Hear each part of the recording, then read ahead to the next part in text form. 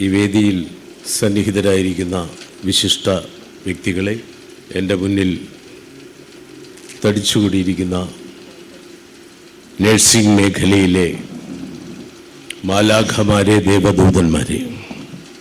ദേവദൂതൻ ഇപ്പോൾ പുതുതായിട്ട് വന്നതാണ്. സാധാരണ മാലാഖമാരെ എന്നാണല്ലോ പറയുക. അത് അതിൻ്റെ വിശുദ്ധിയെ സൂചിപ്പിക്കുന്നതിന് വേണ്ടിയാണ്. അവർ ചെയ്യുന്ന കർമ്മത്തിൻ്റെ ദിവ്യത്വത്തെ ദ്യോതിപ്പിക്കാൻ വേണ്ടിയാണ് അങ്ങനെയൊരു പ്രയോഗം നടത്തിയത്. ഇന്ന് മെയ് 12 സാധാരണ ഞാൻ തിരക്കിലാവുന്ന ഒരു ദിവസമാണ്. ഡോക്ടർ സുകുമാർ അഴീക്കോടിൻ്റെ ജന്മദിനമാണ്. തൃശ്ശൂരിൽ വിപുലമായ ജന്മദിനാഘോഷ പരിപാടികൾ നടക്കുന്നു. പക്ഷേ അതിനു മുമ്പ് ഈ വർഷം വളരെ നേരത്തെ മെയ് 12 ഈ പരിപാടിയിൽ സംബന്ധിക്കണം എന്നാവശ്യപ്പെട്ടപ്പോൾ ഞാൻ സമ്മതിച്ചു. അല്പം മുമ്പ് തൃശ്ശൂർ പ്രസ് ക്ലബ്ബിൽ നടക്കുന്ന മീറ്റിംഗ് സ്ഥലത്ത് നിന്ന് ശ്രീ ജയരാജ് വാര്യർ ഉൾപ്പെടെയുള്ള ചിലരെ ഫോണിൽ വിളിച്ചു. അത് ഞാൻ എല്ലാ വർഷവും പങ്കെടുക്കുന്നതാണ്. പക്ഷേ ഈ മെയ് 12 നേഴ്സസ് ദിനാഘോഷം, ഫ്ലോറൻസ് നൈറ്റിംഗലിൻ്റെ ജന്മദിനമാണല്ലോ. 1920 മെയ് 12 ജനിച്ച ഫ്ലോറൻസ് നൈറ്റിംഗൽ, വിളക്കേന്തിയ വനിത എന്ന് പറയുന്ന ഫ്ലോറൻസ് നൈറ്റിംഗലിൻ്റെ ജന്മദിനമാണല്ലോ നമ്മളിങ്ങനെ ആഘോഷിക്കുന്നത്. ഇത് ഏറ്റവും വിശുദ്ധമായ ഒരു ദിവസമാണ്, അംഗീകാരത്തിൻ്റെ ഒരു ദിവസമാണ്. ഇതൊക്കെ പറഞ്ഞെങ്കിലും ഇന്നിപ്പോൾ എനിക്ക് ഇവിടെ പ്രസംഗം തുടങ്ങിയപ്പോൾ ഒരു ടെൻഷൻ അകാരണമായി വന്നിരിക്കുകയാണ്. കാരണം നിങ്ങളുടെ സ്വാഗതം പറഞ്ഞ നീതു പറഞ്ഞു, നീതുവിന് ടെൻഷനാണെന്ന്. ടെൻഷൻ എന്ന് പറയുന്ന ഒരു പകർച്ചവ്യാധിയാണ്. ഒരാൾക്ക് ടെൻഷൻ ഉണ്ടെങ്കിൽ അടുത്ത ആൾക്കും ടെൻഷൻ വരും. സാധാരണ ഞാൻ ഈ പറഞ്ഞതുപോലെ ഈ പോഡിയം മാറ്റിവെക്കാറുണ്ട്. നേഴ്സുമാരുടെ സമ്മേളനത്തിൽ പ്രസംഗിക്കുമ്പോൾ തീർച്ചയായും മാറ്റിവെക്കും. കാരണം നിങ്ങളുമായി നിൽക്കുമ്പോൾ ഒരു മറയുടെ ആവശ്യമില്ല. നിങ്ങൾ മറയില്ലാതെ രോഗിയുടെ അടുത്ത് ഏറ്റവും സമീപത്ത് ഇടപഴകുന്നവരാണ്. അതുകൊണ്ട് തന്നെ യാതൊരു മറയുടെയും ആവശ്യമില്ല. നേഴ്സുമാരെ കുറിച്ച് ഒരുപാട് നിർവചനങ്ങൾ നിങ്ങൾ പഠിച്ചിരിക്കും. ഒരുപാട് വർണ്ണോജ്വലമായ നിർവചനങ്ങളുണ്ട്.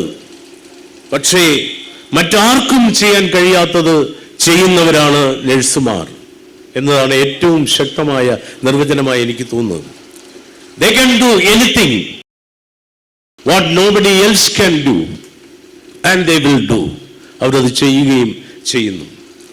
നഴ്സ് ജീവിതത്തിലെ സുപ്രധാന ഘട്ടങ്ങളിൽ സന്നിഹിതരാണ്.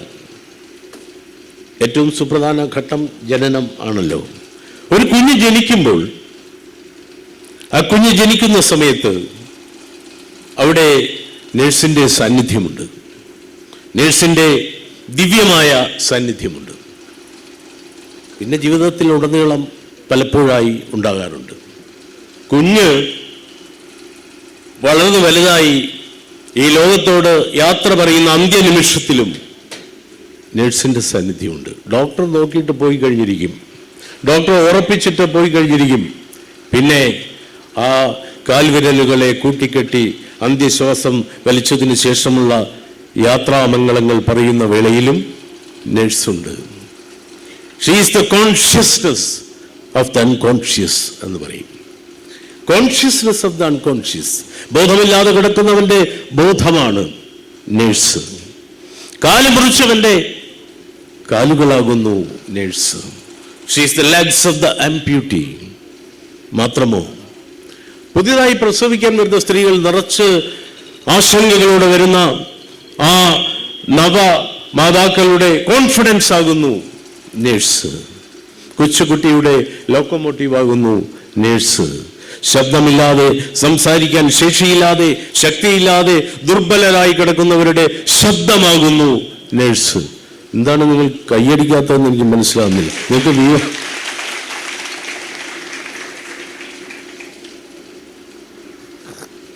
അല്ലെങ്കിൽ ഞാൻ ഇനിയും കൂടുതൽ നിർവചനങ്ങളിലേക്ക് പോകേണ്ടതായി വരും. ഏറ്റവും മധുരമുള്ള ശബ്ദം നഴ്സിൻ്റെതാണ്, ഗായികരുടേതല്ല, നൃത്താധ്യാപകരുടേതല്ല. ഏറ്റവും മധുരസുന്ദരമായ ശബ്ദം നഴ്സിൻ്റെതാണ്. അവർ പാടിക്കൊണ്ടല്ല. ഈ പ്രസവം നടക്കുന്ന ആശുപത്രിയിൽ, പ്രസവാശുപത്രിയിലെ ടെൻഷൻ അറിയാമല്ലോ. അകത്ത് കിടക്കുന്ന പേഷ്യൻറ്റിൻ്റെ ടെൻഷനാണ്, പുറത്ത് നിൽക്കുന്നവർക്ക് ടെൻഷനാണ്. ഇതിനെല്ലാം കാരണഭൂതനായ ഒരാളുണ്ട്, അയാൾ ഫ്ലാസ്കുമായിട്ട് നിൽപ്പുണ്ട്, അയാൾക്കും ടെൻഷനാണ്. എന്താകുമോ എന്തോ. ഞാൻ താമസിക്കുന്ന തിരുവനന്തപുരത്ത് തൈക്കാടെന്ന പ്രദേശത്തായിരുന്നു ഈ പ്രസവത്തിൻ്റെ കേളി കേട്ട ആശുപത്രി. ആ ആശുപത്രിയുടെ പേര് തന്നെ തൈക്കാട് ആശുപത്രി എന്നാണ്. അപ്പോൾ ഗർഭിണികളായ പെൺകുട്ടികളെ ഒടുവിൽ പറയുന്നത്, രമണി എന്തായി? രമണിയെ തൈക്കാട്ട് കൊണ്ടുപോയി എന്നാണ് പറയുന്നത്. തൈക്കാട് കൊണ്ടുപോയി എന്ന് പറഞ്ഞാൽ പ്രസവിക്കാൻ, സുഖപ്രസവമാണ്. അപ്പോൾ ഈ ടെൻഷനോടെ പുറത്ത്, ഞാൻ പറഞ്ഞുവല്ലോ, ഈ ഫ്ലാസ്കുമായിട്ട് നിൽക്കുന്ന ഭർത്താവിനോട്, അയാളുടെ സുഹൃത്തുക്കളോട്, ബന്ധുക്കളോടൊക്കെ വന്ന് ആ വാർത്ത അറിയിക്കുന്നത്, ആ സുവാർത്ത അറിയിക്കുന്നത് നേഴ്സാണ്. എങ്ങനെയാണ് പറയുന്നത്? നല്ല ക്യൂട്ട് ബേബി, ഒരു ക്യൂട്ട് ബേബി ജനിച്ചിരിക്കുന്നു എന്നാണ് പറയുന്നത്. മിക്കവാറും അങ്ങനെ തന്നെയാണ് പറയുന്നത്. നല്ല ഓമനത്തുള്ളൊരു കുട്ടിയാണ് എന്നാണ് പറയുന്നത്. ഇപ്പം ഈ ഇടയ്ക്ക് ഒരാൾ ചോദിച്ചു, അല്ല എല്ലാ കുട്ടികളും ഇപ്പോൾ ക്യൂട്ടാവണമെന്നുണ്ടോ? അല്ല, അങ്ങനെയാണ് ഞങ്ങൾ പറയുന്നത്. ക്യൂട്ടാണല്ലോ കുട്ടികൾ. ജനിക്കുമ്പോൾ ഏഞ്ചൽസിലെ പോലെയാണ് അല്ലേ? അവർ ആ മാലാഖമാരുടെ സ്വരൂപമാണ്. കുട്ടികൾ ക്യൂട്ടാണ്, അത് തന്നെയാണ് അങ്ങനെ പറയുന്നത്. അപ്പോൾ ഒരുത്തന്നെ വീണ്ടും സംശയം, ഈ ക്യൂട്ട് അല്ലാത്ത കുട്ടിയാണെങ്കിൽ നിങ്ങൾ എങ്ങനെ പറയും? അപ്പോൾ അതിൻ്റെ സംശയം തീർത്തുകൊണ്ട് ആ നേഴ്സ് പറഞ്ഞു, അങ്ങനെയുള്ള കുട്ടിയാണെങ്കിൽ ഞങ്ങൾ പറയും അച്ഛനെ പോലൊരു കുട്ടി ജനിച്ചിരിക്കുന്നു. തൃപ്തിയായി, തൃപ്തിയായി. ഇനി മരണം അറിയിക്കുക എന്ന് പറയുന്നത്, ഒരു ആശുപത്രിയിൽ മരണം അറിയിക്കുക എന്ന് പറയുന്നത് ഏറ്റവും റിസ്ക് ഉള്ള കാര്യമാണ്. ഇതാരറിയിക്കും എന്നുള്ളതാണ്. കാരണം നമ്മൾ ഏത് രീതിയിൽ രോഗിയോടും പുറത്ത് ഉത്കണ്ഠയോടെ നിൽക്കുന്ന രോഗിയുടെ ബന്ധുവിനോടും പെരുമാറുന്നു എന്നുള്ളത് ഒരു ഡോക്ടറെ സംബന്ധിച്ചും നേഴ്സിനെ സംബന്ധിച്ചും വളരെ നിർണായകമായ കാര്യമാണ്. വളരെ സീരിയസ് ആയിരിക്കും, വളരെ ക്രിട്ടിക്കലായിരിക്കും. പക്ഷേ അത് വെളിയിൽ നിൽക്കുന്ന ആളിനോട് കൺവേ ചെയ്യുന്നത് ഒരു കലയാണ്. ഞാൻ സെക്രട്ടേറിയറ്റിൽ ആരോഗ്യവകുപ്പിൽ ഇരിക്കുന്ന കാലത്ത് ഒരു പരാതി വന്നു. പരാതി ഇങ്ങനെയാണ്, അവിടെ നമ്മുടെ ഇവിടെ ഒരു മെഡിക്കൽ കോളേജിൽ, തിരുവനന്തപുരത്തല്ല, ഒരു മെഡിക്കൽ കോളേജിൽ ഒരു രോഗി ആയി വന്ന ആളിൻ്റെ ഭാര്യയോട് ഈ വിവരം കൺവേ ചെയ്ത വിധമാണ് പ്രശ്നം. ആ വീട്ടിലെ ഭർത്താവ്, അദ്ദേഹത്തിൻ്റെ സുഹൃത്ത് വിളിച്ചിട്ട് എന്തോ ഓഡിറ്റിംഗ് സംബന്ധമായ എന്തോ കാര്യങ്ങൾ സഹായിക്കാൻ വേണ്ടി രാത്രി പോയി. രാത്രി വളരെ വൈകി. അപ്പോൾ അദ്ദേഹം ഭാര്യ വിളിച്ചിട്ട് പറഞ്ഞു, മണി 12 കഴിഞ്ഞു, ഇയാൾ പറയുന്നു ഇവിടെ കിടന്നിട്ട് രാവിലെ പോകാമെന്ന്, പോരെ? ഭാര്യ പറഞ്ഞു അത് പറ്റത്തില്ല, 12 ഒന്നായാലും ഇവിടെ വന്നേ പറ്റൂ. ശരി, വരുന്നു. അയാൾ വരികയാണ്. പക്ഷെ വീട്ടിൽ വന്നത് അയാളല്ല.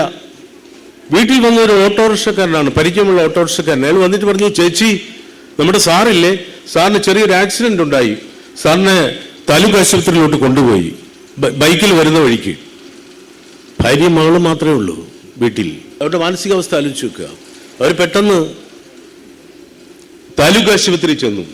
താലൂക്ക് ആശുപത്രി ചെന്നപ്പോൾ അവിടെയുള്ള ആൾ പറഞ്ഞു, ഇപ്പം കൊണ്ടുവന്നല്ലേ, അല്പം മുമ്പ് വന്നല്ലേ, അല്പം സീരിയസ് ആണ്, മെഡിക്കൽ കോളേജിലോട്ട് കൊണ്ടുപോയി. അവരുടെ അവസ്ഥ ആലോചിച്ച് നോക്കുക. മെഡിക്കൽ കോളേജിൽ ചെന്നു. മെഡിക്കൽ കോളേജിൽ വന്നപ്പോൾ രാത്രി ഒരുപാട് വൈകി. രാത്രിയുടെ മധ്യയാമങ്ങളാണ്. ഉറക്കം കഴിഞ്ഞ് ജോലി ചെയ്യുന്നവരാണ് ഡോക്ടേഴ്സും നഴ്സസും എല്ലാം. അവർ ഉറക്കം കഴിഞ്ഞ് അങ്ങനെ ഇരിക്കുമ്പോൾ ചെറിയ തമാശകളൊക്കെ പറഞ്ഞ് ഉറക്കം കളയാൻ വേണ്ടി അങ്ങനെ നിൽക്കുന്ന ഒരു മൂഡിൽ ഈ സ്ത്രീ ആർത്തലച്ചുകൊണ്ട് അവിടെ ചെന്ന് അവരെന്തോ സംസാരിച്ചിരിക്കുന്നു. ഒരു ഡോക്ടറോട് ചോദിച്ചു, താലൂക്ക് ആശുപത്രിയിൽ നിന്ന് ആക്സിഡന്റ് ആയിട്ട് കൊണ്ടുവന്ന ആളിനെവിടെ? അപ്പോൾ ആ യുവ ഡോക്ടർ പറഞ്ഞു, അത് മരിച്ചാണല്ലോ കൊണ്ടുവന്നത്, ആ സ്ട്രെച്ചറിൽ കിടക്കുന്നു. ആ സ്ത്രീ ബോധം കെട്ട് വീണു. മകളി എന്ന് സ്ട്രെച്ചറിൽ തുണി മാറ്റി നോക്കുമ്പോൾ അച്ഛൻ, മകളും ബോധം കെട്ട് വീണു. അത് അറിയിച്ച വിധമാണ്. അത് ഒരു പരാതിയായിട്ട് വന്നു. ഞാൻ ആ ഡോക്ടേഴ്സിനെ ഒക്കെ വരുത്തി അവരോട് പറഞ്ഞു, അങ്ങനെയല്ല, നമ്മൾ ഈ ആതുര ശുശ്രൂഷ രംഗത്ത് നിൽക്കുമ്പോൾ ശുശ്രൂഷിക്കുന്നത് പോലെ തന്നെ അവരുടെ ബന്ധുക്കളോട് പെരുമാറുന്നതും വളരെ വളരെ ശ്രദ്ധേയമാണ്, നിർണായകമാണ്. മരണം പറയുന്നതിന് ചില സ്പെഷ്യലിസ്റ്റുകൾ ഉണ്ടെന്നാണ് എനിക്ക് തോന്നുന്നത്. ആശുപത്രിയിൽ ഒരാൾ മരിച്ചു, പുറത്ത് ആളുകൾ ഇതുപോലെ കാത്തു നിൽക്കുകയാണ്. ഓരോ തവണ ഈ ICUയുടെ വാതിൽ തുറക്കുമ്പോഴും എല്ലാവരും എത്തി നോക്കും, ആരെയാണ് വിളിക്കുന്നത്. കൃഷ്ണപിള്ളയുടെ ബന്ധുക്കൾ ആരെങ്കിലും നിൽപ്പുണ്ടോ? ഉടനെ അവർ ഇടിച്ച് കാത്തു കയറും. ഒന്നുമില്ല, ഒരു ചായ വേണം, പോയി ചില ചായ റെഡിയായിട്ടാണ് നിൽക്കുന്നത്. അപ്പൊ ഈ മരണം പറയുന്നത് എങ്ങനെയാണ്? വളരെ സ്ലോ ആയിട്ടാണ് പറയേണ്ടത്, വളരെ സോഫിസ്റ്റിക്കേറ്റഡ് ആയിട്ടാണ് പറയേണ്ടത്. കാരണം അവിടെ ഹൃദയം പൊട്ടിപ്പോവും. അത്ര വേണ്ടപ്പെട്ടവരാണ്. പെട്ടെന്ന് ഒരു അറ്റാക്ക് വന്ന് ആശുപത്രിയിൽ അകത്ത് കൊണ്ടുവന്നു, ICUയിലായി, എന്താണ് ഒന്നും അറിയാതെ നിൽക്കുകയാണ്. അതുകൊണ്ടാണ് നാട്ടിൻപുറത്ത് പോലും മരണം പറയുന്നതിനൊരു ടെക്നിക്കൊക്കെ ഉണ്ട്. ഒരുത്തൻ മരണം പറയാൻ വരികയാണ്, വന്ന പാടെ പറയുകയല്ല. സെക്രട്ടേറിയറ്റിൽ ഒരിക്കൽ ഒരാൾ വൈകുന്നേരം 4:30 മണിക്ക് ഞങ്ങളൊക്കെ ചായ കുടിച്ചിട്ടിരിക്കുമ്പോൾ, ഇപ്പോഴല്ല വളരെ മുമ്പ്, അസ്ര ഉമ്മാൾ എന്ന് പറഞ്ഞൊരു ടൈപ്പിസ്റ്റ് ഉണ്ടായിരുന്നു. അവരും ചായ കുടിക്കാൻ പോയിട്ട് തിരിച്ചു വന്നപ്പോൾ റഹീം എന്ന് പറഞ്ഞ നാട്ടിൽ നിന്ന് വന്ന അവരുടെ അമ്മാവന്റെ മകൻ അവൻ വന്നിട്ട് പറഞ്ഞു, അസ്ര ബാപ്പ മയ്യത്തായി, ഇതാ പോകുന്നു. അസ്ര പറഞ്ഞടിച്ചു വീണു. പിന്നെ ഈ അസ്രയുടെ വീട് അന്വേഷിച്ച് പോവുക, വണ്ടി പിടിക്കുക, ഒരു മാസ അവസാനം കൂടെ ആയിരുന്നു. ആലോചിച്ച് നോക്കണം. അവിടെ ചെല്ലുമ്പോഴോ അവന്റെ ബാപ്പയാണ് മയ്യത്തായത്, അസ്രയുടെ ബാപ്പയാണ് നമ്മൾ ചോദിച്ചത്. അങ്ങനെ തന്നെയാണ് പറഞ്ഞത്, അത് റഹീമിന്റെ ബാപ്പയാണ്, ഞാൻ റെഡിയാണെന്ന്. അപ്പൊ ഇങ്ങനെയൊക്കെ പറയാം. അതുകൊണ്ടാണ് വളരെ വിദഗ്ധമായിട്ടാണ് പറയുന്നത്. പിന്നെ മാമൻ കടയിൽ നിന്ന് വരുന്ന വഴിക്ക് ഒന്ന് ഇരുന്നു, മരണം പറഞ്ഞു വരികയാണ്. എന്നിട്ട് ഇരുന്ന വഴിക്കൊന്ന് കിടന്നു, എന്നിട്ട് കിടന്ന വഴിക്കൊന്ന് ചരിഞ്ഞ വഴിക്കൊന്ന് വലിച്ച വഴിക്ക് അങ്ങ് പോയി. അപ്പൊ അതൊരു ചെറിയ പ്രക്രിയയാണ്, ഒരു കലാപരമായ പ്രക്രിയയാണ്. ഈ വിധത്തിൽ ജീവിതത്തിന്റെ സമസ്ത ഘട്ടങ്ങളിലും ഒരു നേഴ്സിന്റെ സാന്നിധ്യവും സഹകരണവും പരിലാളനവും പരിചരണവും അനിവാര്യമായി തീരുന്നു. അതുകൊണ്ടാണ് ഞാൻ പറഞ്ഞത്, നേഴ്സിന്റെ ശബ്ദം ഏറ്റവും മധുരമുള്ളത് ആയിരിക്കുകയും വേണം. ബോസ്റ്റണിൽ, മസാച്യുസെറ്റ്സ് പട്ടണത്തിലെ ബോസ്റ്റണിൽ പണ്ട് ഒരു മൾട്ടി സ്പെഷ്യാലിറ്റി ഹോസ്പിറ്റലിൽ ഒരു നേഴ്സ്, ചെറുപ്പക്കാരി ഒരു നേഴ്സ് ഉണ്ടായിരുന്നു. ജൂലി ആൻഡ്രൂസ് എന്നായിരുന്നു അവരുടെ പേര്. വളരെ ചെറുപ്പക്കാരിയായ നേഴ്സ്, സുന്ദരിയായ നേഴ്സ്. ഈ നേഴ്സിനെ കുറിച്ച് വേറൊരു നിർവചനം കൂടിയുണ്ട്. A nurse should be cute enough to arrest the heart. കാണുന്നവരുടെ ഹൃദയത്തെ അറസ്റ്റ് ചെയ്യുവാൻ, ഹൃദയമിടിപ്പിനെ നിർത്തി ഒരു നിമിഷം സ്തംഭിപ്പിക്കുവാൻ കഴിയുന്ന അത്രയും സൗന്ദര്യമുണ്ടെങ്കിൽ നല്ലതാണ്. സൗന്ദര്യമുണ്ട്. കാരണം അവശതയിലും ദുരിതത്തിലും ദുഃഖത്തിലും വേദനയിലും എല്ലാം ആശുപത്രി ശയ്യയിൽ കിടക്കുമ്പോൾ ഈ വെള്ള വസ്ത്രങ്ങൾ അണിഞ്ഞു വരുന്ന നേഴ്സിന് നേരത്തെ പറഞ്ഞ പോലെ മാലാഖയുടെ പ്രതിരൂപമാണ്. നമ്മുടെ ഈ ജൂലി എന്ന് പറയുന്ന നേഴ്സിന് ശരിക്കും അത്രയും സൗന്ദര്യമുണ്ടായിരുന്നു. ആ നേഴ്സ് വളരെ മനോഹരമായ അവരുടെ ജോലികൾ നിർവഹിച്ചു പോകുക. അവരുടെ കല്യാണമായി നിക്സൺ എന്നൊരു ചെറുപ്പക്കാരനൊത്ത്. വളരെ ആർഭാടപൂർവമായ വിവാഹം. അവിടുത്തെ ഒരു കൺവെൻഷൻ സെന്ററിൽ വെച്ച്, ഇതുപോലൊരു കൺവെൻഷൻ സെന്ററിൽ വെച്ച് ആ വിവാഹം നടന്നു. അതിൻ്റെ റിസപ്ഷൻ കഴിഞ്ഞു. രാത്രി, അവരുടെ ആദ്യ രാത്രി ഒരുക്കിയിരിക്കുന്നത് ഒരു പഞ്ചനക്ഷത്ര ഹോട്ടലിലാണ്. വളരെ പേര് കേട്ട പ്രസിദ്ധമായ ശ്രദ്ധേയമായ പഞ്ചനക്ഷത്ര ഹോട്ടലിലാണ്. ആ പഞ്ചനക്ഷത്ര ഹോട്ടലിലേക്ക് നിക്സണും ജൂലിയും തിരക്കിട്ട് നടന്ന് പടവുകൾ കയറുമ്പോൾ ആരോ ആൾക്കൂട്ടത്തിനിടയിൽ നിന്ന് ആരോ വിളിച്ചു ചോദിക്കുന്നു, is there any doctor there? Is there any doctor there? Titanic എന്ന സിനിമയിൽ നമ്മൾ ഇങ്ങനെ ഒരു രംഗം കണ്ടതോർക്കുന്നുണ്ട് അല്ലേ? അവസാനം കപ്പൽ മുങ്ങി ഇവർ രണ്ടുപേരിലെ നായിക റോസിന്റെ എന്താണ് അയാളുടെ പേര്, ജാക്കും ഇങ്ങനെ ജാക്ക് മരിച്ചും റോസ് മരിക്കാതെയും അവരെന്നിട്ടും പിരിയാതെയും അങ്ങനെ കിടക്കുന്ന സമയത്ത്, എല്ലാ പ്രതീക്ഷകളും നഷ്ടപ്പെട്ട് കിടക്കുന്ന സമയത്ത്, ഈസ് ദെയർ എനിബഡി ലൈവ് എന്ന് ചോദിക്കുന്നുണ്ട്. ആരെങ്കിലും ജീവനോടെ ഇരിപ്പുണ്ടോ ആ ഭാഗത്തെങ്ങാനും എന്ന് ഒരു റാന്തൽ വിളക്കിന്റെ വെളിച്ചത്തിൽ വിളിച്ചു ചോദിച്ചുകൊണ്ട് ആ പ്രദേശത്തുകൂടെ, ആ കടലിലൂടെ ആരൊക്കെയോ അന്വേഷിച്ച് നടക്കുന്നതിൻ്റെ ഒരു രംഗം നമ്മുടെ മനസ്സിലുണ്ട്. ഇവിടെ ചോദിക്കുന്നത്, is there any doctor there? ഒരു നിമിഷം ആ രംഗം ആലോചിച്ച് നോക്കണം. വിവാഹം കഴിഞ്ഞു, റിസപ്ഷൻ കഴിഞ്ഞു, ആദ്യ രാത്രിയാണ്, അതിലേക്ക് പോവുകയാണ്. Is there any doctor there എന്ന് ചോദിച്ചപ്പോൾ നിക്സന്റെ കൈ നിന്ന് അടർന്ന് മാറി. ജൂലി അങ്ങോട്ട് നോക്കി. അവിടെ കുറേ ആളുകൾ കൂടി നിൽക്കുന്നു. ജൂലി ആ ഭാഗത്തേക്ക് ചെന്നു. നിക്സൺ അവിടെ തന്നെ നിൽക്കുകയാണ്. ജൂലി നോക്കുമ്പോൾ ഏതോ ഒരു ഫംഗ്ഷൻ വന്ന സ്ത്രീ, ഒത്തിരി തടിയുള്ള മധ്യവയസ്കയായ ഒരു സ്ത്രീ ബോധം കെട്ട് കിടക്കുന്നു, ഫെയിൻറ്റ് ചെയ്തിരിക്കുന്നു, അൺകോൺഷ്യസ് ആയിരിക്കുന്നു. ഡോക്ടേഴ്സിൻ്റെ ഭാഷ പറഞ്ഞാൽ കൊളാപ്സ്ഡ് ആയിരിക്കുന്നു. പെട്ടെന്ന് അവർക്ക് കൃത്രിമ ശ്വാസോച്ഛ്വാസം കൊടുക്കണം. CPR എന്നല്ലേ അതിന് പറയുന്നത്, കാർഡിയാക് പൾമനറി. കൃത്രിമ ശ്വാസോച്ഛ്വാസം കൊടുക്കണം. എല്ലാവരെയും തള്ളി മാറ്റി ജൂലി നഴ്സാണ്. എന്നിട്ടും വളരെ വേഗം കൃത്യമായി വൃത്തിയായി ഭംഗിയായി ആ ശ്വാസോച്ഛ്വാസ പ്രക്രിയ ചെയ്തപ്പോൾ ആ സ്ത്രീ കണ്ണു തുറന്നു. കണ്ണു തുറക്കുമ്പോൾ കാണുന്നത് അതീവ സുന്ദരിയായ, നേരത്തെ പറഞ്ഞ മാലാഖയുടെ പ്രതിരൂപമുള്ള, പ്രത്യാശയുടെ പുഞ്ചിരിയോടെ നിൽക്കുന്ന ഒരു സുന്ദരിയാണ്. അവർ ജീവിതത്തിലേക്ക് മടങ്ങി വന്നിരിക്കുന്നു. എന്നിട്ട് ജൂലി തിരിച്ചു ചെല്ലുമ്പോൾ അയാൾ അവിടെ തന്നെ നിൽപ്പുണ്ട്. നിക്സൺ അവിടെ തന്നെ നിൽപ്പുണ്ട്. ഒരുപക്ഷെ അയാൾ പ്രതിഷേധിക്കേണ്ടതാണ്, ഒരുപക്ഷെ രോഷാകുലനാവേണ്ടതാണ്. പക്ഷെ നിക്സൺ അവൾക്കൊരു പുഞ്ചിരി സമ്മാനിച്ചു, മനോഹരമായൊരു പുഞ്ചിരി. ആ പുഞ്ചിരിയാണ് ജൂലി എന്ന നേഴ്സിന് തൻ്റെ നേഴ്സിംഗ് ജീവിതത്തിൽ ലഭിച്ച ഏത് പാരിതോഷികത്തെക്കാളും മികച്ച പാരിതോഷികം. അത്തരം പുഞ്ചിരികൾ നിങ്ങൾക്ക് ലഭിക്കുമാറാകട്ടെ. നമ്മൾ ഈ ഇൻഡിപെൻഡൻസ് ഡേക്ക് ഡൽഹിയിൽ വിളിച്ച് ഒത്തിരി സമ്മാനങ്ങൾ, രാജ്യത്തിൻ്റെ രാഷ്ട്രം നൽകുന്ന സമ്മാനങ്ങൾ കൊടുക്കാറുണ്ട്. അതിൽ പരമവീര ചക്രം എന്നൊരു സമ്മാനമുണ്ട്. ഒരാളുടെ ജീവൻ രക്ഷപ്പെടുത്തിയ, കിണറിൽ വീണ ഒരുത്തനെ കൂടെ ചാടി രക്ഷപ്പെടുത്തി ആള്, കടലിൽ വീണ ഒരാളെ കടലിൽ നിന്ന് തിരിച്ചു കൊണ്ടുവന്ന ആള്, ജീവൻ രക്ഷപ്പെടുത്തിയവർ, അവർക്ക് കൊടുക്കുന്ന, രാഷ്ട്രം നൽകുന്ന പരമോന്നത ബഹുമതിയാണ് ഈ പരമവീര ചക്രം. ഞാൻ ചോദിക്കട്ടെ, അങ്ങനെയാണെങ്കിൽ ദിവസവും എത്രയോ ജീവനുകൾ രക്ഷപ്പെടുത്തുന്ന നമ്മുടെ നഴ്സിംഗ് സമൂഹത്തിലെ നഴ്സുമാർക്ക് എത്ര എത്ര എത്ര പരമവീര ചക്രങ്ങൾ നൽകേണ്ടതുണ്ട്.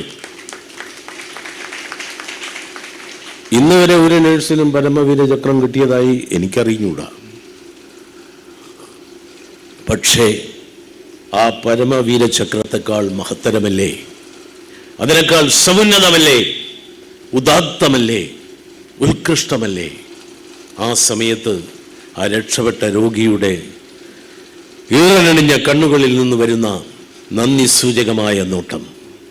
അത് മാത്രമോ, അവരുടെ ബന്ധുക്കൾ അവരുടെ ആഹ്ലാദഭരിതമായ, സ്നേഹസാന്ദ്രമായ, വികാരതീവ്രമായ ആ നോട്ടങ്ങൾ, സ്നേഹത്തിൻ്റെ മസൃണമായ നിമിഷങ്ങൾ, ആ നിമിഷങ്ങൾ തന്നെയാണ് നിങ്ങളുടെ ജീവിതത്തിലെ ഏറ്റവും ഏറ്റവും അമൂല്യമായ നിമിഷങ്ങൾ.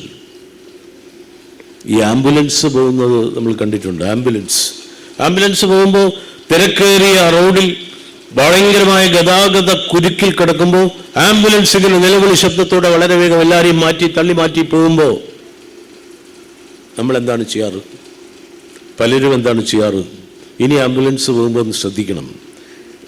വണ്ടി ഓടിച്ചുകൊണ്ടിരിക്കുന്നവർ ആംബുലൻസിന് വേണ്ടി ഒഴിഞ്ഞു കൊടുക്കുമ്പോൾ അവരുടെ മുഖത്ത് അസഹ്യതയാണ്. അവരിങ്ങനെ ഒഴിച്ചിട്ട് ആംബുലൻസിലോട്ടൊരു നോട്ടമുണ്ട്. ആരോ കടന്നു പോകുന്നു, നമ്മൾ ഒഴിഞ്ഞു കൊടുക്കുമെങ്കിലും പലർക്കും അതൊരു ശല്യമായി തോന്നാറുണ്ട്. ഞാൻ ഈ അടുത്ത കാലത്ത് ഒരു സ്കൂളിൽ പോയപ്പോൾ അവിടുത്തെ ഒരു അധ്യാപകൻ പറഞ്ഞു, എൻ്റെ ഗുരുവായി ഞാനിപ്പോൾ കാണുന്നത് 7Bയിൽ പഠിക്കുന്ന സുനിതയാണ്. സുനിത അവിടെ ഉണ്ട്. ഞാൻ സുനിതയെ നോക്കി, ഒരു കൊച്ചു പെൺകുട്ടി. ഞാൻ ചോദിച്ചു, സുനിത എങ്ങനെയാണ് ഗുരുവായത്? ഫ്രഞ്ച് പഠിപ്പിച്ചോ? ഞാൻ പറഞ്ഞു, ഫ്രഞ്ച് അല്ല പഠിപ്പിച്ചത്, ജീവിതം പഠിപ്പിച്ചു. ഇയാൾ റിട്ടയർ ചെയ്യുന്ന വർഷമാണ്. സുനിത ചെറിയ ക്ലാസ്സിൽ പഠിക്കുന്ന കുട്ടി. എന്താണ് സംഭവം എന്നറിയോ? ഈ റോഡ് സൈഡിലുള്ള ഒരു സ്കൂളായിരുന്നു, ക്ലാസ്സായിരുന്നു, പഠിപ്പിച്ചുകൊണ്ട് നിൽക്കുകയായിരുന്നു. അപ്പോൾ അവരുടെ പുറത്ത് ആംബുലൻസ് പോകുന്നു. അപ്പോൾ ഈ പഠിപ്പിച്ചുകൊണ്ട് നിൽക്കുന്നതിനൊരു തടസ്സം നേരിട്ടപ്പോൾ അദ്ദേഹം ഈ ആംബുലൻസ് പോകുന്നവരെ നിശബ്ദമായി നിൽക്കുമ്പോൾ ഈ കുട്ടി കണ്ണടച്ച് പ്രാർത്ഥിക്കുന്നു. ആംബുലൻസിൻ്റെ ശബ്ദം നിശബ്ദമാകുന്നതുവരെയും ആ കുട്ടി കണ്ണടച്ച് പ്രാർത്ഥിക്കുന്നു.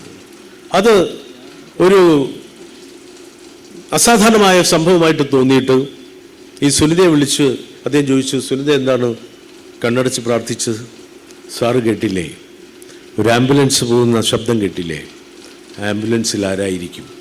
നമുക്ക് പരിചയമുള്ളവരായിരിക്കാം, നമ്മുടെ ബന്ധുക്കളോ സുഹൃത്തുക്കളോ ആയിരിക്കാം, ചിലപ്പോൾ നമ്മുടെ വീട്ടിലുള്ളവർ തന്നെയുമായിരിക്കാം, നമുക്ക് ഏറ്റവും ഹൃദയബന്ധമുള്ള ആരെങ്കിലും ആയിരിക്കാം.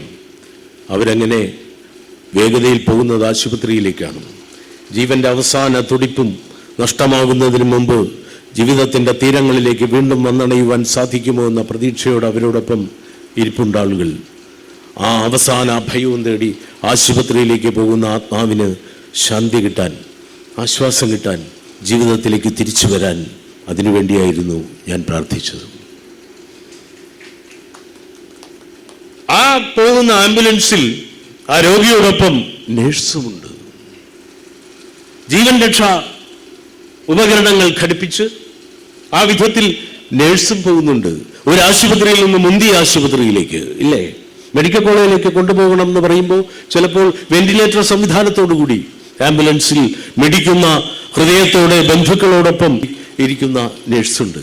നോക്കണം, ജീവിതത്തിൻ്റെ എല്ലാ ഘട്ടങ്ങളിലും നേഴ്സ് ഒരു ദൈവിക സാന്നിധ്യമായി നിലനിൽക്കുകയാണ്. നമ്മൾ ഈ കന്യാസ്ത്രീകളെ കുറിച്ച് പറയും, പുരോഹിതന്മാരെ കുറിച്ച് പറയും, അവരിങ്ങനെ ദൈവ വിളി കേട്ട് ഈ രംഗത്തേക്ക് വന്നതാണ്. സന്യാസിമാർ ദൈവം വിളിച്ച് വരുന്നതാണ് എന്നൊക്കെയാണ് പറയുന്നത്. പക്ഷേ യഥാർത്ഥത്തിലുള്ള ദൈവത്തിൻ്റെ വിളി മനുഷ്യജീവന്റെ ഏറ്റവും സവിശേഷമായ ഘട്ടങ്ങളിൽ സഹായപ്രദമാകുന്ന വിധത്തിൽ, ഉപകാരപ്രദമാകുന്ന വിധത്തിൽ, അവർക്ക് അനുഗ്രഹീതമാകുന്ന വിധത്തിൽ ഉള്ള ഈ ജോലി തിരഞ്ഞെടുത്ത, ഇതിൽ പെട്ട് കഴിയുന്ന നേഴ്സുമാരുടെ സമൂഹത്തിൻ്റെതാണ്.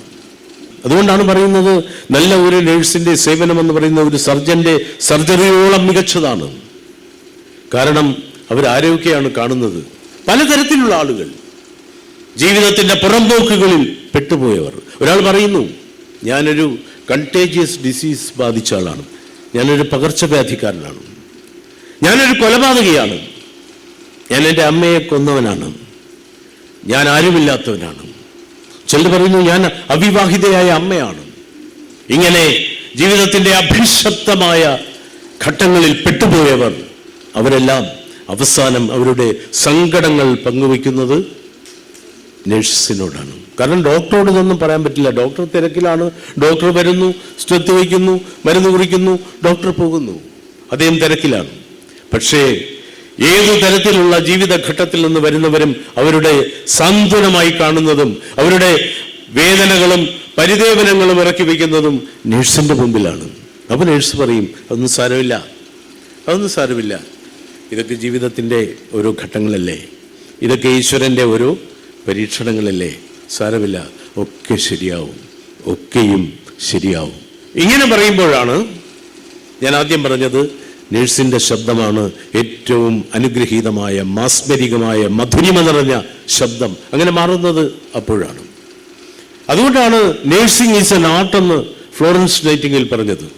അതൊരു കലയാണ്, അത് കലാപരമായ ഒരു വിരുദാണ്. Nursing is an art. പക്ഷെ ഫ്ലോറൻസ് നൈറ്റിംഗേൽ അവിടെ നിർത്തിയില്ല. വെറും ആർട്ടല്ല, it is a fine art. ഒരു സുകുമാര കലയാണ്, സാന്ത്വനത്തിൻ്റെ കലയാണ്, ആശ്വാസത്തിൻ്റെ, സഹതാപത്തിൻ്റെ, അനുതാപത്തിൻ്റെ, ആർദ്രതയുടെ, പരിഗണനയുടെ, പരിചരണത്തിൻ്റെ എല്ലാമായ ഒരു അനുഗ്രഹീതമായ കലയാണ് നഴ്സിംഗ്. എന്നിട്ടും ഫ്ലോറൻസ് നൈറ്റിംഗേലിന് തൃപ്തി വരുന്നില്ല. ഒരു സെമി കോളൻ ഇട്ടിട്ട് ഒന്നുകൂടെ എഴുതി, the finest of the fine arts. എല്ലാ ഫൈൻ ആർട്ടുകളെക്കാളും ഫൈനസ്റ്റായ ആർട്ടാണ് നഴ്സിംഗ് എന്ന് ഫ്ലോറൻസ് നൈറ്റിംഗേൽ പറഞ്ഞത്. അതുകൊണ്ടാണ് ഫ്ലോറൻസ് നൈറ്റിംഗേലിനെ കുറിച്ച് കൂടി പറയാതെ ഞാൻ ഈ പ്രസംഗം അവസാനിപ്പിക്കുന്നത് ശരിയല്ല. ക്രിമിയൻ യുദ്ധകാലത്ത് നിങ്ങൾ പഠിച്ചതാണ്, നിങ്ങൾക്കറിയാവുന്നതാണ്, ഞാൻ ആവർത്തിക്കുന്നില്ല. ക്രിമിയൻ യുദ്ധകാലത്ത് വലിയ സമ്പന്ന കുടുംബത്തിൽ ജനിച്ച ആ പെൺകുട്ടി രാത്രികാലത്ത് വാർഡുകളിൽ ബ്രിട്ടീഷ് പടയാളികൾ, പരിക്കേറ്റ പടയാളികൾ കിടക്കുന്ന വാർഡിൽ ഒരു വിളക്കുമായി, റാന്തൽ വിളക്കുമായി ചെല്ലും. ഓരോരുത്തരുടെ അടുത്ത് ചെല്ലും. സ്നേഹത്തോടെ കുശലങ്ങൾ ചോദിക്കും. അവർക്ക് ആശ്വാസമാവും. ആരുമില്ലെന്നേ, യുദ്ധരംഗത്തൊന്ന് തൂക്കിക്കൊണ്ടിട്ടിരിക്കുക. അവരെ നോക്കാൻ ആരുമില്ല. രാത്രിയാകുമ്പോൾ ഈ കുട്ടി വരും. അതൊരു പ്രതീക്ഷയാണ്, അതൊരു ആശ്വാസമാണ്. എല്ലാ രാത്രികളിലും അവൾ എത്തുന്നു, ഓരോന്ന് ചോദിക്കുന്നു. അവരെല്ലാം വളരെ വളരെ എൻലൈറ്റൻഡ് ആകുന്നു, വളരെ മോട്ടിവേറ്റഡ് ആകുന്നു, ഒരു പ്രസന്ന മനസ്സിലേക്ക് തിരിച്ചു പോകുന്നു. അങ്ങനെ ഓരോരുത്തരടുത്തും പോയിട്ട് ഗുഡ് ബൈ പറഞ്ഞിട്ട് പോകുമായിരുന്ന, നഴ്സിംഗ് മേഖലയെ മോഡേണൈസ് ചെയ്ത, ആധുനികവൽക്കരിച്ച ഫ്ലോറൻസ് നൈറ്റിംഗേൽ.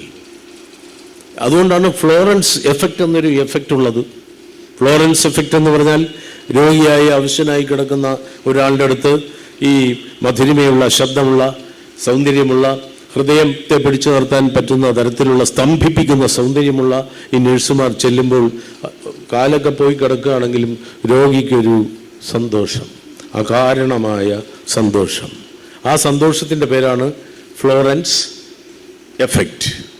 അപ്പോൾ അയാൾക്ക് ഈ വേദന അല്ലാതായിത്തീരുകയും അവരുടെ സാന്നിധ്യത്തിലും സാമീപ്യത്തിലും പരിചരണത്തിലും സ്പർശത്തിലും ദർശനത്തിലും എല്ലാം ജീവിതത്തിലേക്ക് ഒരു പ്രത്യാശ തോന്നുകയും ചെയ്യും. അതിൻ്റെ പേരാണ് Florence effect. Florence opposite effect ഉണ്ട്. ഫ്ലോറൻസ് ഓപ്പോസിറ്റ് എഫക്റ്റ് എന്ന് പറഞ്ഞാൽ ഇങ്ങനെ കിടക്കുന്ന രോഗിക്ക് ഒരു കാര്യമില്ലാതെ ആ നഴ്സിനോടൊരു പ്രണയം തോന്നുക. നഴ്സ് എപ്പോഴും അവിടെ വരണമെന്ന് മനസ്സ് പറയുക. ആ മനസ്സ് പറയുന്നതിനെ നേരിട്ട് പറയുക. നേരിട്ട് പറയുമ്പോൾ നഴ്സ് തിരിച്ചൊന്നും പറയാത്തതുകൊണ്ട് വീണ്ടും പറയുക. അത് ഓപ്പോസിറ്റ് എഫക്റ്റാണ്. 19 വയസ്സുള്ള ഒരു ആംബുലൻസ് ഡ്രൈവർ, പട്ടാളത്തിലെ ആംബുലൻസ് ഡ്രൈവർ, അയാളുടെ കാലിൽ ബുള്ളറ്റുകളേറ്റ് പരിക്കേറ്റ് വളരെ അവശ നിലയിൽ മിലാൻ ഹോസ്പിറ്റലിൽ കൊണ്ടുവന്നു. 19 വയസ്സേ ഉള്ളൂ പയ്യൻ. പക്ഷെ പയ്യൻ വളരെ എനർജറ്റിക് ആണ്, എന്തൂസിയാസ്റ്റിക് ആണ്, വളരെ പ്ലസന്റ് ആണ്. അയാളിങ്ങനെ തമാശകൾ, ഇത് കാലിൽ മുഴുവൻ ബുള്ളറ്റാണ്, തമാശകളൊക്കെ പറയുന്ന പ്രകൃതം. അവിടെ കുറോസ്കി എന്ന് പറയുന്ന, ആനി കുറോസ്കി എന്ന് പറയുന്ന സുന്ദരിയായ ഒരു നേഴ്സുണ്ടായിരുന്നു. 26 വയസ്സുമുണ്ട്. അവർ ഇയാളുടെ കാലിലെ ഈ ബുള്ളറ്റുകൾ മാറ്റുമ്പോൾ അയാൾ നിലവിളിക്കുന്നതിന് പകരം തമാശകൾ പറയുന്നു. നല്ല ചെറുപ്പക്കാരൻ, 19 വയസ്സേ ഉള്ളൂ, മിടുക്കനാണ്. കുറോസ്കിക്ക് സ്വാഭാവികമായി അയാളോടൊരു താല്പര്യം തോന്നി, സ്നേഹം തോന്നി, വാത്സല്യം തോന്നി. കുറേ ദിവസം കഴിഞ്ഞപ്പോൾ കുറോസ്കിയോട് ഈ പയ്യൻ ഒരു ഓപ്പോസിറ്റ് എഫക്റ്റ്, നേരത്തെ പറഞ്ഞ ഓപ്പോസിറ്റ് എഫക്റ്റ്. കുറോസ്കി പറഞ്ഞു, കളി കാര്യമായപ്പോൾ കുറോസ്കി പറഞ്ഞു, ഇതേ ഒരു കാര്യം ഞാൻ പറയാം, എനിക്ക് 26 വയസ്സുണ്ട്, നിനക്ക് 19 വയസ്സേ ഉള്ളൂ. I am always too old. നിനക്ക് 26 വയസ്സാകുമ്പോൾ എനിക്ക് 36 വയസ്സാകും. I am always too old. നിനക്ക് 36 വയസ്സാകുമ്പോൾ എനിക്ക് 43 വയസ്സാകും. I am always old. നീ വഴി വിട്ടിട്ട് പോവുക. പയ്യൻ വിടാനൊന്നും നിന്നില്ല. പക്ഷെ അവൾ ശ്രദ്ധിച്ചില്ല. അവൾക്കതൊരു പാസിങ് ഫാൻസിയായി തോന്നി. ഒത്തിരി ഇതുപോലെയുള്ള ആരാധകന്മാരുണ്ട് കുറോസ്കിക്ക്. കുറോസ്കി സുന്ദരിയാണ്, ഒരുപാട് ആരാധകരുണ്ട്, പല ആരാധകരോടും അടുത്തിടപഴകാറുണ്ട്. അങ്ങനെ കുറേ കാലം കഴിഞ്ഞു. അവസാനം ഈ പയ്യന് മനസ്സിലായി നടക്കാൻ പോകുന്നില്ല. അയാളുടെ വഴിക്ക് പോയി. പിന്നെ ഒരിക്കൽ കാണുമ്പോൾ കുറോസ്കി വിവാഹിതയായി. ഒരിക്കലല്ല, 3 തവണ വിവാഹിതയായി. ആരോ വിവാഹം കഴിച്ചു, ഒത്തില്ല. അടുത്ത വിവാഹം കഴിച്ചു, അതും ഒത്തില്ല. 3ാമത്തെ വിവാഹം ഒക്കാതിരിക്കുമ്പോഴാണ് ഇയാളെ കാണുന്നത്. അപ്പോൾ പയ്യനോ 4 തവണ വിവാഹം കഴിച്ചു. 4 ഒത്തു, എന്നാലും വീണ്ടും കഴിക്കാനുള്ള ശ്രമത്തിലാണ് അയാൾ.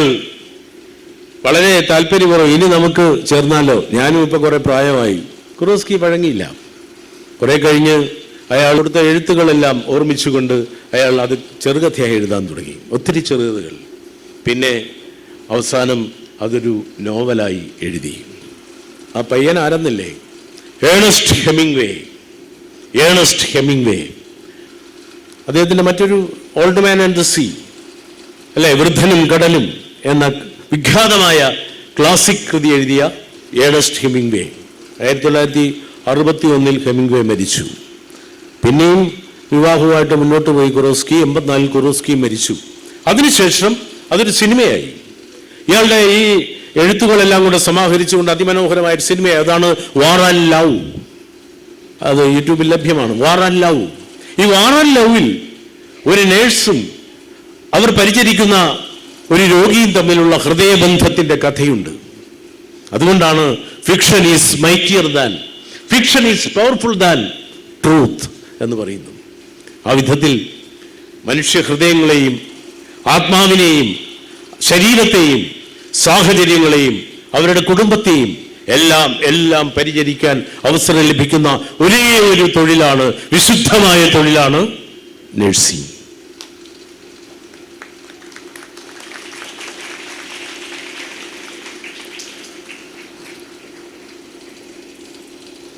എനിക്ക് തോന്നുന്നു ഇതിപ്പോൾ മെയ് 6 ആരംഭിച്ചെന്ന് 12 സമാപനമാണ്. ഞാൻ ഈ മെയ് 6 പ്രസംഗിച്ചിരുന്നെങ്കിൽ ഇതിനേക്കാളും കയ്യടി കിട്ടുമായിരുന്നു. ഇപ്പം കയ്യൊക്കെ അടിച്ച് ഒരവസ്ഥയിലായിരിക്കുകയാണ്. ഞാൻ അവസാനിപ്പിക്കുകയാണ്. ഈ വിശുദ്ധമായ അനുഗ്രഹീതമായ ഈ കർമ്മമണ്ഡലത്തിൽ വന്നുപെട്ട നിങ്ങൾ എന്തുകൊണ്ടും അനുഗ്രഹീതരാണ്, വാഴ്ത്തപ്പെട്ടവരാണ്. നിങ്ങൾ മാലാഖമാർന്ന് ഞാൻ ആദ്യം പറഞ്ഞു, അതോടൊപ്പം ഒരു വിശേഷണം കൂടി ചേർക്കുന്നു, നിങ്ങൾ പോരാളികളുമാണ്. ജീവിതത്തോട് ജീവൻ മരണ സംഘട്ടന രംഗങ്ങളിൽ വളരെ ധൈര്യത്തോടെ മുന്നോട്ട് പോകുന്ന പോരാളികളാണ്. എന്താണ് ധൈര്യം? ധൈര്യം എന്ന് പറയുന്നത് ഒരാളെ കുത്തിക്കൊല്ലുന്നതാണോ ധൈര്യം? അതെ, വലിയ പൊക്കമുള്ള പാലത്തിൽ നിന്ന് താഴ്ചയുള്ള കടലിലേക്ക് എടുത്തു ചാടുന്നതാണോ ധൈര്യം? ധൈര്യമെന്ന് പറയുന്നത് വിപൽക്കരമായ സന്ദർഭങ്ങളിൽ, അപകടകരമായ സന്ദർഭങ്ങളിൽ, വിഷമകരമായ സന്ദർഭങ്ങളിൽ എന്തു ചെയ്യണമെന്നറിയാതെ ആളുകൾ പൊതുവെ പകച്ചു നിൽക്കുമ്പോൾ ആത്മവിശ്വാസത്തോടെ ആത്മധൈര്യത്തോടെ എന്തും വരട്ടെ എന്ന ഉൾക്കരുത്തോടെ മുന്നോട്ട് പോകുന്നതാണ് ധൈര്യം. അങ്ങനെയുള്ള ധൈര്യശാലികളാവണം നഴ്സുമാർ. അങ്ങനെയുള്ള ധൈര്യശാലികളാണ് നിങ്ങൾ ഓരോരുത്തരും എന്ന് പറഞ്ഞുകൊണ്ടും പ്രഖ്യാപിച്ചുകൊണ്ടും എല്ലാവിധമായ തൊഴിൽപരമായ മാഹാത്മ്യങ്ങളും ഉയർച്ചയും നിങ്ങൾക്കുണ്ടാകട്ടെ എന്ന് ആശംസിച്ചുകൊണ്ടും ഇന്നത്തെ ഈ നേഴ്സസ് ദിനം ഉദ്ഘാടനം ചെയ്തതായി നിങ്ങളുടെ അനുവാദത്തോടെ അറിയിച്ചുകൊണ്ടും എൻ്റെ വാക്കുകൾ ചുരുക്കുന്നു. നിങ്ങൾക്കെൻ്റെ നമസ്കാരം.